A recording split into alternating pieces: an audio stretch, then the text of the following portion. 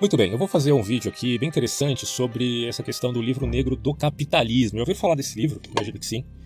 E muito pessoal da esquerda utiliza esse tipo de escrito como uma espécie de resposta ao livro negro do comunismo, que foi escrito, por incrível que pareça, por socialistas democratas, né? Não foi o pessoal da extrema-direita que escreveu um livro negro do comunismo.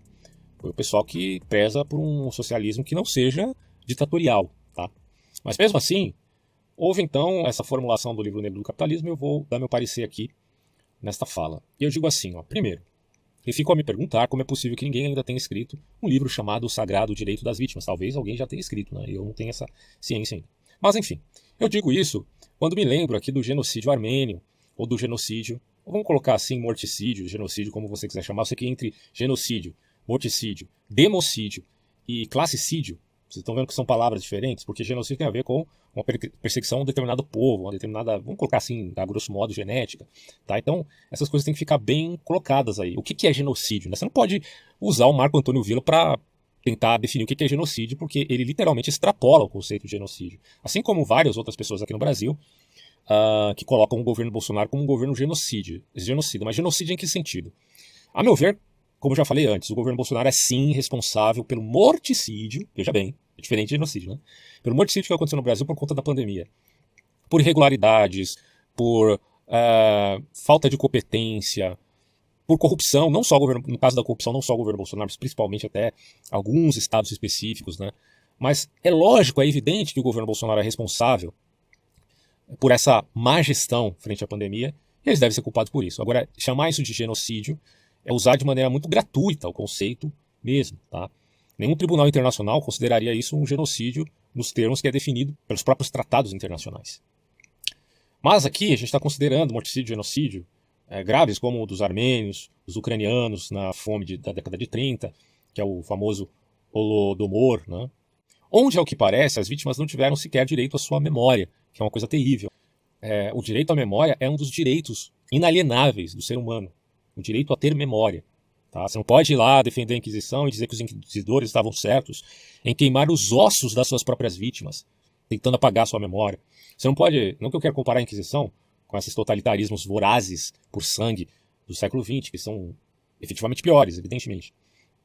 Mas você não pode defender o apagar da memória de um ser humano, porque isso faz parte da nossa própria Constituição, que é a história. Eu coloco aqui, isso ao meu ver é um absurdo. Porém no mundo, diria Jesus, o inimigo plantou o joio no meio do trigo. Assim existe mentira e desinformação espalhadas por todos os lados, por todo tipo de ideia que se possa labutar. E uma delas se chama O Livro Negro do Capitalismo, tá? Que é um livro francês, de 1998, publicado em reação, literalmente foi uma reação ao Livro Negro do Comunismo. Então, escrever o Livro Negro do Comunismo, isso machucou aqui o nosso brio, então vamos escrever um Livro Negro do Capitalismo. Mas ao contrário do trabalho anterior, que é o Livro Negro do Comunismo, o objetivo principal dessa obra francesa é tentar atribuir um número de vítimas ao sistema político em questão, que é o capitalismo, né? Na verdade, o sistema capitalista é um sistema econômico, não é um sistema político. Até porque, se não fosse assim, não existiria o capitalismo iliberal. E aí eu pergunto, entre o capitalismo iliberal, que é o capitalismo de Estado, e o capitalismo, consideremos aqui, liberal, que é a da livre iniciativa, da abertura espontânea das ações humanas, não reguladas por um planejamento central. Bom, são sistemas parecidos? De certo modo, sim, só que o capitalismo de Estado fomenta o poder do Estado, certo? O que acontece na China, por exemplo. De certo modo, no seu próprio nível, na Rússia também. Agora com essas sanções em relação ao sistema SWIFT que ocorre na Rússia, você tem um sério problema nesse quesito para os russos. Evidentemente, foi o preço a ser pago pelo Putin, né? Em via de fazer o que fez, invadir a Ucrânia. Mas, ainda assim, considere que esses países autocráticos priorizam o capitalismo no seu sentido iliberal. Não tem problema nenhum, é capitalismo. Porque o capitalismo é uma ferramenta, não é um sistema de governo como é o comunismo, que prioriza a coletivização e a igualdade de resultados. Uma coisa é a isonomia, que a democracia liberal defende. Outra coisa é a igualdade de resultados. Como é que você vai forçar que os resultados sejam os mesmos para todo mundo? Tem como fazer isso? Desculpa, não tem. O máximo que uma democracia liberal pode fazer pautada no capitalismo ou seja, um sistema econômico capitalista, porque se a gente for ver, a grosso modo, o capitalismo é simplesmente economia racional. Simplesmente isso. Ah, mas isso é moral e imoral? Não.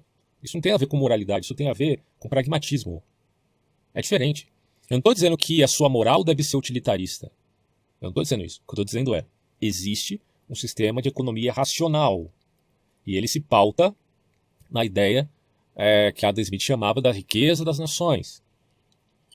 Só que o problema é você confundir mercantilismo com o liberalismo, por exemplo, do próprio Adam Smith. São coisas completamente diferentes. O Adam Smith, ele não era mercantilista. O Adam Smith defendia a economia de caráter fisiocrático, que é totalmente diferente, né? Então, bom, dado este parecer aqui, eu espero que vocês não confundam esse neomercantilismo que tem talvez algum defensor por aí com o capitalismo de ordem liberal. Ou você pode até colocar neoliberalismo. O problema é que neoliberalismo ele é um conceito que foi mudando de significado durante o tempo. Tá? Eu falo isso em alguns vídeos aqui no meu canal, em alguns áudios. Então, às vezes, as pessoas confundem. Mas o que é neoliberalismo? A China é neoliberalista? Isso é meio confuso. Mas eu, pelo menos, quero que vocês entendam a diferença de capitalismo de Estado, de caráter até um tanto desenvolvimentista. Não que necessariamente o neodesenvolvimentismo tenha a ver com o mercantilismo. Tá? O mercantilismo é uma coisa muito mais radical, pautado numa ideia de soma zero, num protecionismo muito voraz. Não é bem isso o desenvolvimentismo. Mas tem ali uma pegada no mercantilismo, o desenvolvimentismo, certo? Que é diferente, por exemplo, do neoliberalismo. Mas o ponto é este. A ferramenta capitalismo, economia racional é uma coisa. O sistema de governo é outra completamente diferente. Então, quando eu defendo aqui o capitalismo enquanto economia racional, eu não defendo se este tal for usado para fazer o mal, como muitas vezes o é. Você pode usar um martelo para pregar pregos, que é o que ele foi feito para isso. O capitalismo foi feito para ser uma economia racional. Mas você pode usar esse ferramental para fazer o mal às pessoas. Esse é o problema, né? Então isso tem que ficar claro. E aí eu coloco aqui. Bom, em vez disso, o corpo do livro compreende uma série de trabalhos independentes. Até isso aqui é um trecho de um artigo que eu li, onde ele vai falar de vários escritores, né? Então foi só um escritor, expressando sua crítica sobre o capitalismo. Aí você tem vários tópicos abordados, desde o comércio de escravos africanos até o efeito da globalização. Porque quando você fala de capitalismo, você está falando de comércio. E quando você fala de comércio, você pode falar de livre comércio, ou você pode falar de uma coisa mais restrita, territorial, regional, né? Uma espécie de capitalismo regional. Pode ser pensado nisso. E aí, quando você se remete à escravidão, a escravidão era um comércio, de certo modo, e aí você colocar isso na conta do capitalismo em si, é um problema, porque comércio existiu desde que o mundo é mundo. Né? E comercializar vidas, pessoas, escravos, é claro que isso é uma abominação, certo? Mas alguns dirão, isto é, pois, efeito da globalização, por conta, inicialmente, das navegações, o comércio de escravos. Bom, e aí é dito aqui, um apêndice fornece uma lista incompleta do número de mortes do século que o editor, Gilles Perrault, atribuiu ao sistema capitalista. A lista inclui alguns números de mortos que cobrem as 2 guerras mundiais, guerras coloniais, mas aí, quando você está falando de colonialismo, muito disso aqui é mercantilismo, né? Ele fala também das campanhas e repressões anticomunistas, conflitos étnicos e vítimas de fome ou desnutrição. Só que aí, de novo, do ponto de vista da soma zero, o capitalismo não é soma zero, gente, pelo amor de Deus. Do ponto de vista de uma democracia liberal, não é. Enfim, ele fala da vítima da fome e desnutrição. Bom, isso aqui acontece em países comunistas, né? Que prezam pela igualdade de resultado, e daí forçando a barra para isso, você tira o elemento da chamada luta de classes, porque nem deveria existir luta de classes nenhuma, mas você nivela todo mundo na pobreza. E aí é que acontece a falta de desenvolvimento no país, e por conta disso a desnutrição e a fome. Aí ele fala aqui, né, elevando o total incompleto para 100 milhões de mortes atribuídas ao capitalismo no século XX. Quer dizer, o livro em si já é uma falácia completa, porque ele ignora todas as variáveis referentes ao que aconteceu aqui e as verdadeiras motivações. Quer dizer, em síntese, ele confunde a correlação que há entre capitalismo, autoritarismo e má gestão, colocando tudo isso na conta do capitalismo per se. E a partir daí ele pensa que essas pessoas todas foram vítimas de um sistema econômico, quando na verdade é só uma ferramenta. É aquela coisa, você culpar o martelo por ele ter sido usado pelo assassino de um determinado crime. Aí ele coloca aqui, colaboradores do livro incluem historiadores, sociólogos, economistas, sindicalistas e escritores, evidentemente de uma tendência bem específica do campo ideológico. Mas eu pergunto, qual é o maior erro desse livro? Certamente não é fazer críticas ao capitalismo, tá? Até porque quando falamos de capital, estamos dizendo que este tal é apenas um modo de economia que praticamente todos os países no mundo admitem como economia racional. Só que, assim, é um lado da história isso aqui, quer dizer, a vida não é só o campo econômico. A vida tem um monte de coisas, a vida não é só o pragmatismo das relações econômicas. Claro que a economia é um campo muito importante da vida, muito importante, mas não é só isso. E aí eu coloco, salvo alguns poucos, como a Coreia do Norte, que inclusive depende, pelo menos parcialmente, do capitalismo, da China comunista. Por irônico que isso pareça, né? Porque quando você vai ver os festivais da China em homenagem ao centenário do Partidão, tem uma foto de Karl Marx. O que o Karl Marx está fazendo aí enquanto vocês estão ganhando fortunas? Quer dizer, o Estado engordando, o Estado, o único partido, se fortalecendo por conta justamente das riquezas vinculadas a esse sistema econômico. E daí eu digo, mas o ponto a se destacar aqui é que o autor do livro atribui crimes ao capitalismo como se as mortes ocorressem em nome desse sistema supostamente nefasto. Isso é um completo equívoco, já que num sistema capitalista de democracia liberal, a gente está falando aqui, peraí, você está falando que o capitalismo é culpado. Não, vamos lá, antes disso, vamos tentar entender do ponto de vista do o que é um liberalismo político. Político. O que é um liberalismo político? Eu tenho um áudio aqui que é mais de 5 horas falando só sobre esse assunto. Eu não postei ainda, tá? Eu tenho que editar isso aí, eu vou postar depois. Mas assim, uma coisa é liberalismo político, outra coisa são países autocráticos. O que eles fazem com o capitalismo é a responsabilidade deles. De novo, é uma ferramenta, gente. Então assim, num sistema de capitalismo de democracia liberal, os males que ocorrem são ocasionados por uma infinidade de variáveis que não necessariamente estão vinculadas ao capitalismo propriamente dito, ou enquanto sistema econômico.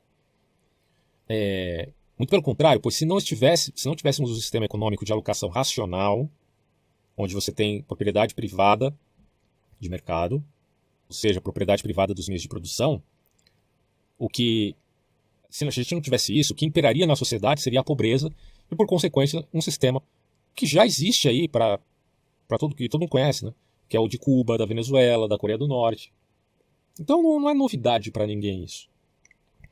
Mas a história não pode nos dar lições matemáticas, porque isso aí tem caráter de prova indutiva.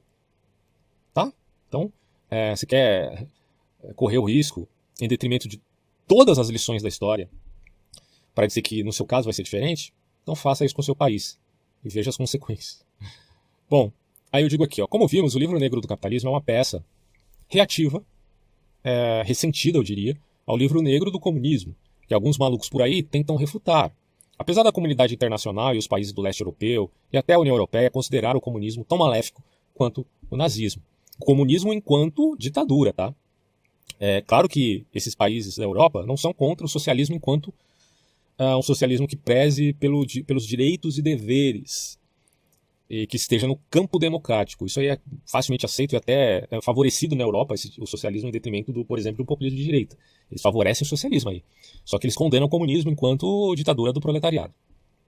Bom, o livro foi produzido na forma, esse livro, Livro Negro do Capitalismo, foi produzido na forma de dossiê para falar de tudo de ruim que há vinculado ao capitalismo, confundindo, repito aqui, correlação com causalidade. Está correlacionado com o capitalismo, mas a causa é o capitalismo?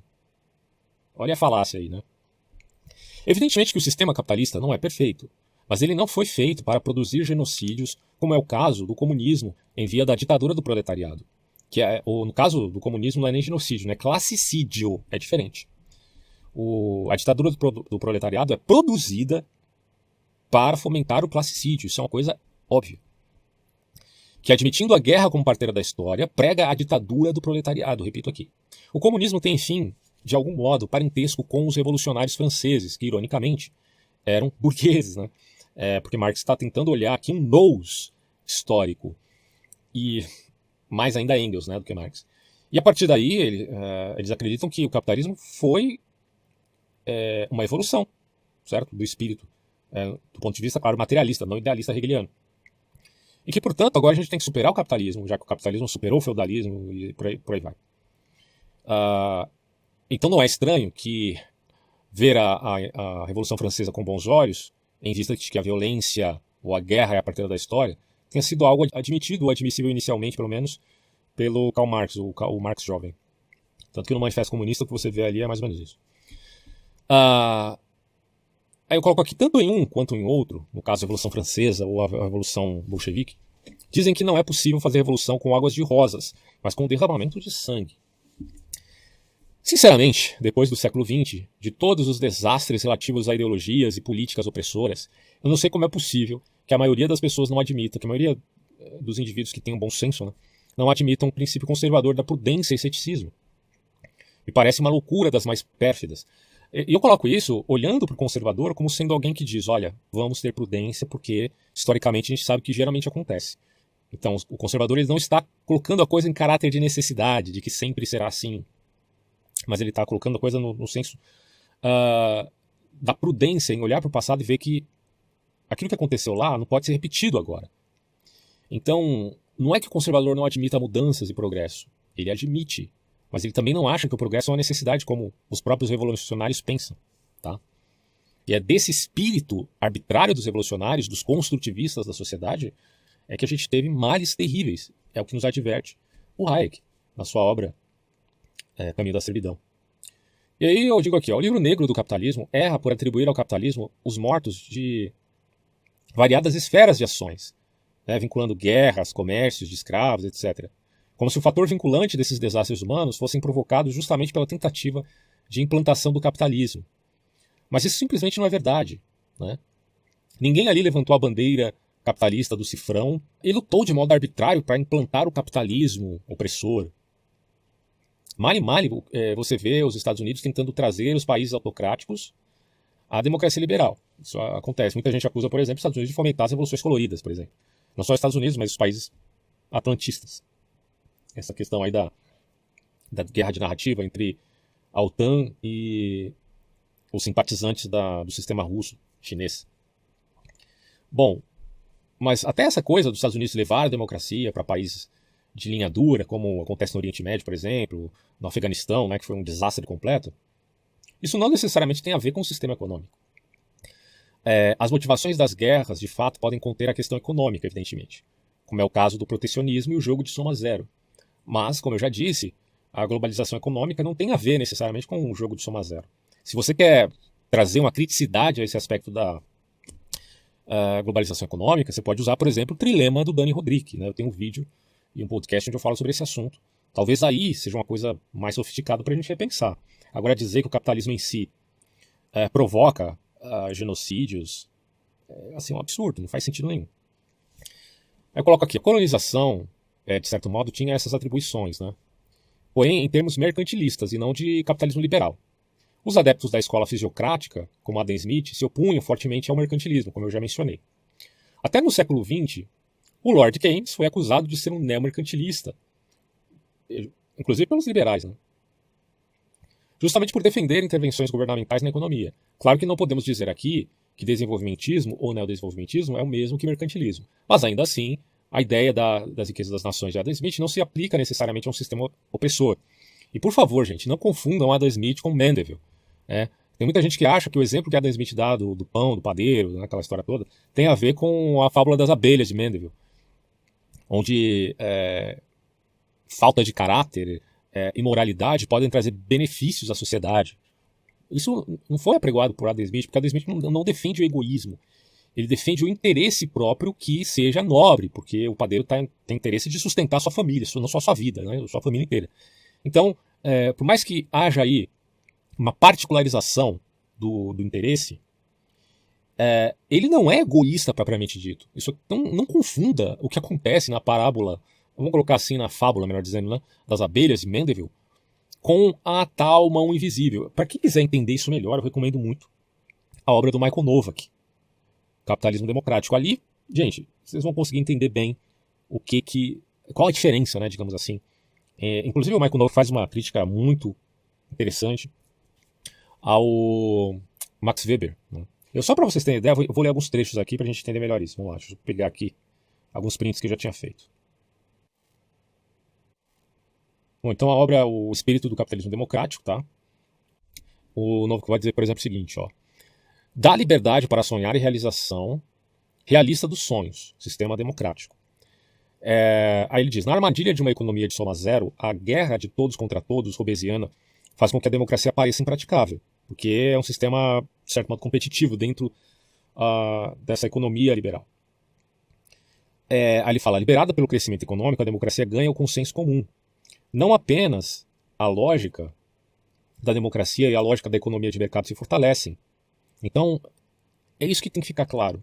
Quando a gente fala de capitalismo em vez do liberalismo, a gente não pode se distanciar do conceito de uma democracia liberal, com direitos e deveres. Ambos também requerem uma base moral, cultural especial. Então, o que o Novak defende é o capitalismo de ordem democrática. Ambos também requerem uma base moral cultural especial, sem certos pressupostos morais e culturais sobre a natureza dos indivíduos e suas comunidades, sobre liberdade e pecado, sobre a mutabilidade da história, sobre trabalho e poupança, sobre autocontrole e cooperação mútua. Nem a democracia, nem o capitalismo podem funcionar. Aí fala aqui, a invenção da economia de mercado na Grã-Bretanha e nos Estados Unidos revolucionou mais profundamente o mundo entre 1800 e o presente, e o atual momento, do que qualquer outra força isolada. Depois de 5 milênios de erros, os seres humanos finalmente descobriram como a riqueza pode ser produzida de forma sistemática e sustentada. O que o Novak está dizendo é que o capitalismo, enquanto economia racional, ele é uma descoberta. Assim como o Thomas Edison e o Tesla, sei lá quem descobriu primeiro a lâmpada, a gente tinha algumas noções disso, mas, bom, houve um momento de clímax da descoberta. Bom, isso mudou o mundo, tá? Então, o que o Novak está dizendo, olha, o capitalismo também é uma descoberta. 5 milênios de erros, os seres humanos finalmente descobriram como a riqueza pode ser produzida. É isso. Né? Isso não tem nada a ver com aquela ideia do Thomas Malthus, né? Que quanto mais seres humanos na Terra, menos alimentos teremos. Mas e a produção, cara? E a produção dos alimentos? O ser humano descobriu como produzir riqueza. Bom, aí assim, ele vai dizer, na Grã-Bretanha, os salários reais dobraram entre 1800 e 1850 e dobraram novamente entre 1850 e 1900. Muita gente saindo da pobreza, inclusive. Aí o cara diz que no livro negro do capitalismo que é gente morrendo de desnutrição. O que você está falando? O problema aí é o sistema de governo, né, que é completamente distinto do sistema econômico. Mas aí ele fala assim, os ganhos em liberdade de escolha pessoal aumentaram e muito, né, neste último século. Ele está falando do século XX, que é o período que ele viveu. E uma dieta mais variada, novas bebidas, novas habilidades, novas vocações aumentaram de acordo. Tanto que tem gente que morre hoje de obesidade no Ocidente, em países de primeiro mundo. Porque está comendo demais e não de menos. Isso aqui é espantoso, né, cara? Se não me engano, o Mises também... sim, o Mises também ele fala disso no livro 6 Lições, onde ele mostra como que o mundo mudou após o entendimento de uma economia racional, que a gente chama de capitalismo. Mudou completamente. Bom, tem outro trecho aqui que ele vai dizer o seguinte. Em termos da Bíblia, o judaísmo e o cristianismo são distintos entre as religiões do mundo, porque entendem a salvação como uma vocação na história. É tarefa religiosa de judeus e cristãos mudar o mundo, bem como purificar suas próprias almas, quer dizer, no sentido de construir o reino de Deus em seus próprios corações, e também pelo trabalho de suas mãos. E aí ele diz, em vários pontos, tanto o Antigo quanto o Novo Testamento chamam Deus ou Javé de providência, o provedor, e falam em metáfora da economia da salvação. Tanto judeus como cristãos são povos peregrinos, ambos em sua longa história experimentam muitas formas diferentes de economia política, experimentaram, né? Ambos veem sua tarefa religiosa trabalhando através das instituições deste mundo. É a vocação dos leigos, política, da economia e da cultura na visão de Deus. Então ele está dizendo aqui que você, por ser religioso, não pode censurar essas descobertas do campo econômico. Muito pelo contrário, você as aceita com o coração aberto, mas admitindo dentro da esfera moral da sua própria fé. É isso que ele diz. Ele até fala aqui, a primeira obrigação moral de todo ser humano é pensar com clareza, é refletir. Ele tem várias partes aqui onde ele menciona a questão do ethos, por exemplo. Ele vai dizer assim, o capitalismo democrático, seu ethos inclui uma evolução especial do pluralismo. Respeito, né, pela contingência e consequências não intencionais, um senso de pecado e uma concepção nova e distinta da comunidade, do indivíduo e da família. E aí ele diz que toda a obra dele vai ser pautada nessa ideia. Bom, mas eu só li esse pequeno trecho para a gente entender um pouco da ideia do autor. Eu recomendo muito que você leia um livro do Michael Nova que explica muito bem esses pontos, sabe? Mas vou voltar ao ponto que estávamos. Deixa eu ver onde que eu parei aqui, né? Bom, então é isso, né, gente? Querer acusar, por exemplo, a economia nazista, né, por ser uma economia mista, alguém pode dizer capitalismo. Até porque boa parte dos nazistas escreviam artigos contra justamente a economia capitalista liberal. Eles eram antiliberais, na verdade. E muita gente coloca na conta do Reich a utilização do sistema capitalista, quando eles eram completamente iliberais, né? Ou seja, contra os liberais. E dizer que agora o genocídio que eles praticaram com o capitalismo seria, né, nesse caso, um completo absurdo. Aí eu coloco aqui, o que as pessoas não entendem é que o capitalismo não é uma ideologia como é o comunismo. O capitalismo é apenas uma ferramenta que permite às pessoas produzirem por livre iniciativa e assim fazerem contratos com mão de obra, admitindo a lógica da oferta e da demanda, e mais do que isso, considerando o cálculo de preço pautado no tempo, contexto e subjetividade alocada ao produto. Bom, o ser humano ele é por natureza pecador, então assim, ele pode se aproveitar de um sistema como é o sistema capitalista para cometer crimes. Tá? Mas isso não significa que a culpa agora é do sistema, que tem um caráter ferramental, portanto amoral. Eu até coloco aqui, evidentemente devemos ser críticos aos abusos da Revolução Industrial e a falta de direitos trabalhistas no início do século XX. Mas mesmo ali, as pessoas conseguiram sair da pobreza. No entanto, hoje em dia, essas coisas foram já bem explanadas e boa parte dos países que admitem o capitalismo contam com a esfera jurídica para inibir abusos dos contratantes, às vezes até exageram no que concerne às leis trabalhistas.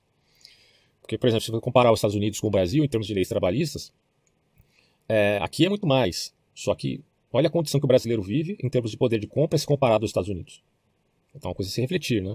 Não estou dizendo que o trabalhador não tem que ter direitos, ele tem, evidentemente que tem. Mas a coisa tem que ser, de novo, pensada de maneira concreta, não só pragmática, claro, mas também pragmática. Por fim, podemos falar de indústrias da morte ou algum tipo de comercialização que atingiu alguma população específica. Repito aqui, né, podemos citar a indústria farmacêutica, que apesar de ter um lado bom, no sentido de fármacos regulados, né, para os seus respectivos governos, mas ainda assim a gente pode levantar a lebre e ver que muitos medicamentos que fizeram mal a milhares de pessoas ocasionaram a morte destas tais. Mas aí cabe perguntar em que isto foi intencional ou apenas acidental, ou, digamos assim, negligencial, né? Os remédios existem porque pessoas ficam doentes e não seriam vendidos se não precisássemos deles. Mas muitos desses remédios foram colocados no mercado como negligência de um determinado governo. Então isso não tem muito a ver necessariamente com o capitalismo, entende? Tem a ver com o governo de um determinado país na admissão ou não de determinado tipo de fármaco. A gente usando esse exemplo aqui da indústria farmacêutica. Daí fica a questão de intencionalidade que existia nos governos comunistas a ser comparado aos governos capitalistas. Então, assim, só para vocês terem uma ideia, vejam, por exemplo, o conceito de politicídio. O politicídio ele é usado para descrever o assassinato de grupos que, de outra forma, não seriam cobertos pela Convenção dos Tratados Internacionais a respeito do genocídio. Então, o politicídio é a destruição física deliberada ou eliminação de um grupo cujos membros compartilham características de pertencer a um determinado movimento político. Então, eles são de outra ideologia e são perseguidos por conta disso. Aí é dito, em seu trabalho e pesquisa, Rummel, eu já citei esse autor várias vezes, se escreve Rummel, distinguiu entre regimes coloniais, democráticos e autoritários e também totalitários. Aí já se faz uma diferenciação fundamentalmente importante. Uma coisa foram os regimes coloniais, outra coisa os regimes democráticos, outra coisa os regimes autocráticos e outra os totalitários. Totalitarismo não é igual ao autoritarismo e autoritarismo não é igual ao colonialismo, assim como colonialismo não é igual a democracias. Entender isso é fundamental. Aí é dito aqui, no outro extremo da escala, onde o poder é difuso, controlado e equilibrado, a violência política é uma raridade. Comparando aqui autocracias com democracias. Para Rummel, quanto mais poder um regime tem, mais provável é que as pessoas sejam mortas. Essa é uma das principais razões para promover a liberdade, e é por conta disso que o Rummel é defensor, inveterado era, né, saudoso Rummel, falecido, defensor da democracia liberal e crítico das autocracias. Porque quanto mais poder um regime tem, mais provável é que as pessoas sejam mortas. Isso tem a ver com o capitalismo? Não. É claro que o capitalismo pode dar riquezas para fomentar esse Estado se tornar mais poderoso, como acontece na China.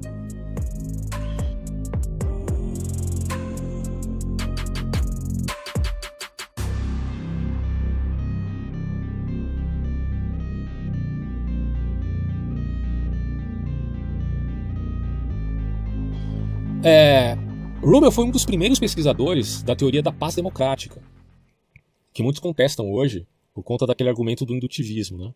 Ah, esse é um argumento, você não pode tomar história como uma regra matemática. Claro que não, ninguém está tomando como uma regra matemática.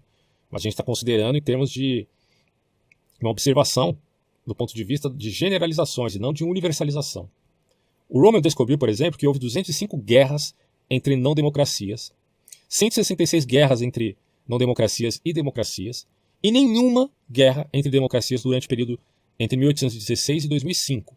É dentro desse período que ele está dizendo que não ocorreu nenhuma guerra. 1816 a 2005.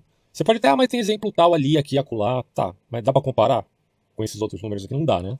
Bom, a definição da democracia usada por Rummel é onde aqueles que detêm o poder são eleitos em eleições competitivas, com voto secreto e amplo voto. É vagamente entendido como incluindo pelo menos 2/3 dos homens adultos, onde há liberdade de expressão, liberdade religiosa e organizacional, e um marco constitucional de lei ao qual o governo esteja subordinado e que garanta a igualdade de direitos. Então, pelo amor de Deus, falar de democracia, você não está falando da Coreia do Norte só porque a Coreia do Norte usa o nome democracia, né? Não. Não é só dizer que é democrático. Tem que ser de fato, dentro desses parâmetros que ele coloca. Repito aqui, onde aqueles que detêm o poder são eleitos em eleições competitivas, com voto secreto e amplo voto, onde há liberdade de expressão religiosa e organizacional, e um marco constitucional de lei ao qual o governo esteja subordinado e que garanta a igualdade de direitos. Além disso, deve ser bem estabelecido, afirmando que passou tempo suficiente desde o seu início para que os procedimentos democráticos suficientes para a paz se tornem aceitos e a cultura democrática se estabeleça. Cerca de 3 anos parece ser suficiente para isso. Ele dá um exemplo aqui, né?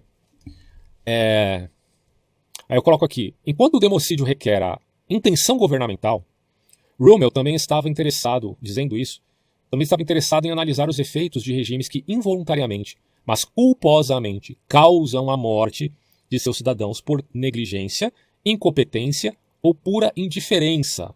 Isso aqui é importante. Estou dando aqui o exemplo do bolsonarismo em via do acontecimento terrível da pandemia no mundo inteiro, mas aqui no Brasil em específico. Ocorreu negligência? Ocorreu incompetência? Ocorreu indiferença por parte do governo perante os mortos? Sim, claro que você tem que avaliar o grau disso, tá? O Brasil relutou em comprar vacina, mas no final acabou comprando. Vacinou praticamente quase todo mundo. Então teve negligência inicial, teve uma certa indiferença, mas tudo num determinado grau. Podemos dizer, então, que por conta do bolsonarismo ocorreu um morticídio, mas não um genocídio. Desculpa, você tem que considerar as coisas como de fato são. Né? Eu estou dizendo aqui, olha, o governo Bolsonaro é culpado de negligência, de incompetência e de indiferença. Isso é morticídio, acuse-o disso. Mas não precisa chamar de genocídio, não tem nada a ver. Eu até coloco aqui, um exemplo é um regime disto, né? É um regime em que a corrupção se tornou tão difundida e destrutiva do bem-estar de um povo que ameaça suas vidas diárias e reduz sua expectativa de vida. E aí o Rummel, ele denominou mortes de cidadãos sob tais regimes como mortacídio, não é nem morticídio, é mortacídio, e postulou que as democracias têm um menor número de mortes, mesmo diante deste fato. O problema do livro negro do capitalismo, portanto, se dá por conta da confusão entre causa e correlação. Ele não entende essa diferença, colocando a culpa na ferramenta ao invés de quem a usa. E aí tem um texto aqui do Rummel, onde ele fala que a guerra não é a maior assassina do século. Ver se eu consigo ler esse texto aqui. Ele está muito mal traduzido, mas vamos ver. Nosso século é conhecido por suas guerras absolutas e sangrentas. A Primeira Guerra Mundial viu 9 milhões de pessoas mortas em batalha, um recorde incrível que foi superado em poucas décadas pelos 15 milhões de mortes em batalha da Segunda Guerra Mundial. Mesmo o número de mortes nas revoluções do século XX e nas guerras civis estabeleceu aí outros números, né, até recordes históricos. No total, a batalha deste século, em todas as suas guerras internacionais e domésticas, guerras civis, também revoluções e conflitos, ocasionaram cerca de 35 milhões e 654 mil mortes, aproximadamente, imagino. No entanto, ainda mais inacreditável do que esses vastos números da guerra, o que nos choca são as mortes ocasionadas pelo que ele chama de democídio. O total de mortos nesse século por governos absolutistas, ou seja, governos autocráticos, já excede em muito a todas as guerras domésticas internacionais. De fato, esse número já se aproxima do que poderíamos imaginar numa guerra nuclear, né? Essa coisa do mito assim, né? No sentido de uma mentalidade que toma conta de uma civilização. O mito nuclear é a coisa que os povos sempre temeram a partir do momento que se descobriu, né, essa questão da fissão nuclear e tudo mais. Pensar como isso seria, e a gente hoje está tendo essa ameaça agora por conta do levante da Rússia contra os países ocidentais. Bom, o Rummel está dizendo que você não precisa ter guerra nuclear, não. Olha as autocracias que elas fizeram, esses governos absolutistas do mundo inteiro, matando milhares e milhares e milhares de seus próprios cidadãos. Né? A pena de morte não está sendo considerada pelo Rummel, ele está dizendo de mortes de pessoas inocentes. Aí ele fala aqui: tais assassinatos estão além da busca de qualquer ação ou campanha militar em andamento, ou como parte de qualquer evento de conflito. Por exemplo, os judeus que Hitler massacrou durante a Segunda Guerra Mundial seriam contados uma vez que sua matança impiedosa e sistemática não estava relacionado no conflito específico da guerra. Né? Ele poderia perseguir essas pessoas mesmo sem o conflito. Foi acontecendo nos gulags da União Soviética. Né? Muita gente morreu nos campos de trabalho depois da guerra. Aí ele vai dar algumas tabelas aqui que vão mostrar mortes. É impressionante, é impressionante. Se eu lançar esse podcast em vídeo, eu vou deixar essas tabelas disponíveis. E aí ele ainda diz aqui, ó, se um governo deve ser responsabilizado por aqueles prisioneiros que morreram em vagões de carga ou em seus campos de privação, como aconteceu na União Soviética e também os campos de concentração nazistas, certamente aqueles governos democráticos que entregaram pessoas indefesas a governantes totalitários, com conhecimento prévio de seu perigo, também devem ser responsabilizados. A gente tem aqui no Brasil o caso da Olga Benária, né? Benária, esqueci o nome da mulher agora.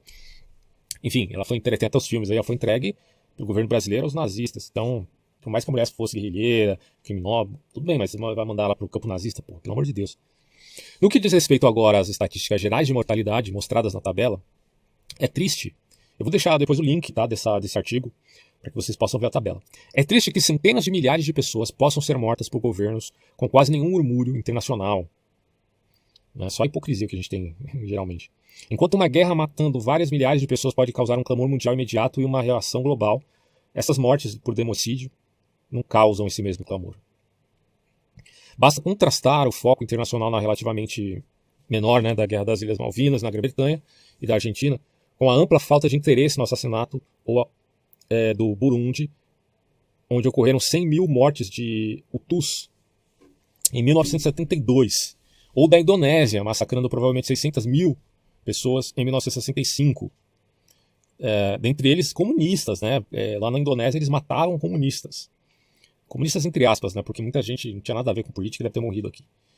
Ou do Paquistão, né? Em um massacre inicialmente bem planejado que acabou matando de 1 a 3 milhões de bengalis em 1971. E eu cito aqui, em 1994, o genocídio em Ruanda, que também foram as mortes dos Tutsis por mãos dos Hutus. Um exemplo mais notável e ainda sensível desse duplo padrão é a Guerra do Vietnã. A comunidade internacional ficou indignada com a tentativa americana de impedir militarmente o Vietnã do Norte de tomar o Vietnã do Sul, e finalmente Laos e o Camboja. Pare a matança! Foi o grito e eventualmente a pressão da oposição estrangeira e doméstica que forçou a retirada dos americanos. O número total de mortos na Guerra do Vietnã, em todos os lados, foi de cerca de 1.216.000 pessoas, com os Estados Unidos, subsequentemente, recusando-lhes até mesmo uma modesta ajuda militar. O Vietnã do Sul foi derrotado militarmente pelo Norte e completamente engolido, e o Camboja foi tomado pelos comunistas do Khmer Vermelho, que, ao tentar recriar uma sociedade agrícola comunista primitiva, massacrou de 1 a 3 milhões de cambodjanos. Cadê o clamor internacional nessa época? Só silêncio. Se tomarmos os 2 milhões médios como a melhor estimativa, 2 milhões de mortos, então em 4 anos o governo dessa pequena nação de 7 milhões de pessoas, sozinho, matou, vejam vocês senhores, 64% a mais do que a Guerra do Vietnã em 10 anos. No geral, a melhor estimativa dos mortos após a Guerra do Vietnã, pelos comunistas vitoriosos no Vietnã, Laos e Camboja, é de 2 milhões e 70 mil pessoas. Agora, totalizando quase o dobro dos mortos na Guerra do Vietnã, essa matança comunista ainda continua, pelo menos nos dias em que foi escrito esse artigo aqui do Rummel. Para ver esse duplo padrão de outra perspectiva, ambas as guerras mundiais custaram 24 milhões de mortes em batalha. Isso tem a ver com capitalismo? Não. Tem variáveis interesses em jogo dentro de uma guerra. Se colocar isso na conta do capitalismo é burrice. Mas o Rummel está avaliando aqui a questão das mortes, tá? Ele fala aqui, ó, de 1918 até 1953, o governo soviético executou, massacrou, fez passar fome, espancou, torturou, até a morte, cerca de 39 milhões e 500 mil pessoas de seu próprio povo. Ele até coloca aqui, minha melhor estimativa entre números que variam de um mínimo de 20 milhões de mortes por Stalin a um total acima de 83 milhões, mas aí os números seriam muito abundantes e muitas pessoas não aceitam esses números. Muita coisa aqui não tem como ser confirmada do ponto de vista da falta de documentação. Para a China, sob Mao Tse-tung, o governo comunista eliminou, em média, entre as estimativas, 45 milhões de chineses. O número de mortos apenas para essas duas nações é de cerca de, somando as duas, tá, dentro da média, 84 milhões e 500 mil seres humanos. Quer dizer, uma letalidade de 252% a mais do que as duas guerras mundiais juntas. Então, quem matou mais, as duas guerras mundiais ou os governos totalitários e autocráticos? No entanto, a comunidade mundial e os intelectuais geralmente mostraram algo parecido com o mesmo horror, a mesma indignação, como pode ser visto na tabela 1. Vocês não estão vendo a tabela aqui, mas vou deixar o link aqui depois, vocês dão uma olhada.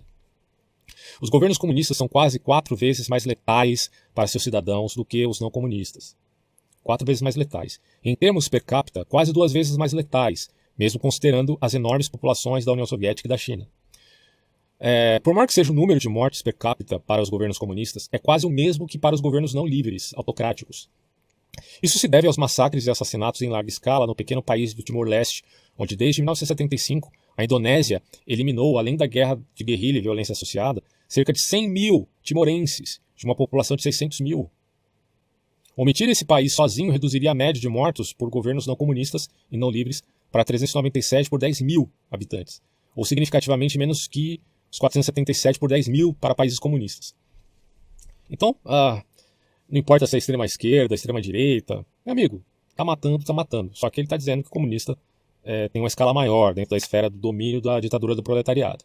E ele fala aqui, de qualquer forma, ainda podemos ver na tabela que quanto mais liberdade em uma nação, menos pessoas são mortas pelo governo.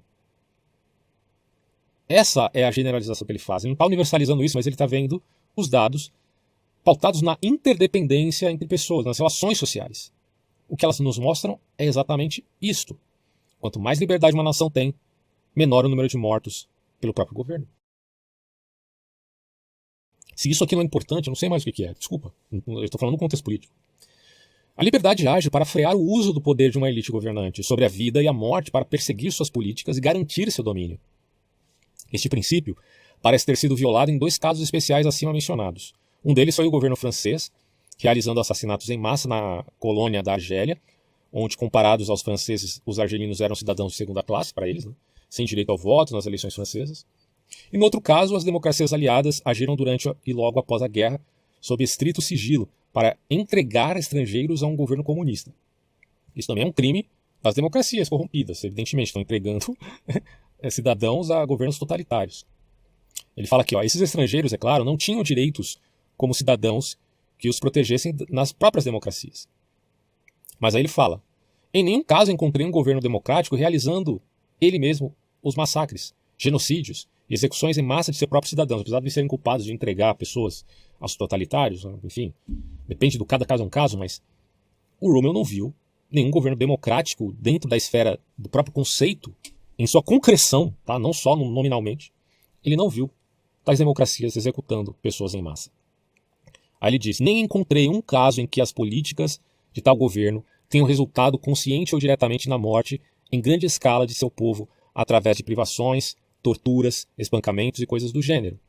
O absolutismo não é apenas muitas vezes mais mortal que a guerra, mas em si, dirá Rummel, é o principal fator que causa a guerra e outras formas de conflito violento. Não é o capitalismo.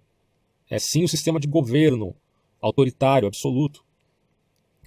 É uma das principais causas do militarismo também. De fato, o absolutismo, não a guerra, é o flagelo mais mortal de todos da humanidade. E aí é dito aqui, à luz de tudo isso, a busca e a promoção pacífica e não violenta das liberdades civis e dos direitos políticos devem se tornar a mais alta meta humanitária da humanidade. Não apenas para dar ao maior número a maior felicidade, não simplesmente para obedecer ao imperativo moral dos direitos individuais, não simplesmente para promover a eficiência e produtividade de uma sociedade livre em âmbito econômico, mas também e principalmente porque a liberdade preserva a paz e a vida. Esse é o legado que o Rummel nos deixou, né? Esse artigo aqui foi escrito, deixa eu ver a data dele, em 7 de julho de 1986. Ele foi publicado no The Wall Street Journal pelo autor Rudolph Joseph Rummel, certo? Então vou deixar esse artigo para vocês lerem, verificarem as tabelas e entenderem que o problema não é o sistema de ordem econômico pragmático. Porque quando se fala de capitalismo, é evidentemente um capitalismo democrático, estamos falando de uma sociedade de liberalismo político, ou seja, democracia liberal, certo? Democracia liberal, que tenha um capitalismo de livre mercado e que, portanto, tenha liberdade dentro de uma constituição com direitos e deveres. Basicamente é isso que o mundo hoje pratica, de décadas a fio, pelos maus exemplos da história no passado, certo? E você achar que o culpado das mortes de milhares de pessoas é o sistema capitalista de caráter pragmático e até mesmo amoral, porque é uma ferramenta, é muita ignorância, cara. Desculpa, é muita ignorância. Até quando se confunde mercantilismo com o liberalismo fisiocrático. É outro erro aí grave. Então é isso que eu tenho a dizer sobre essa questão. Espero que vocês tenham entendido. E fique com Deus aí. Até próximos áudios.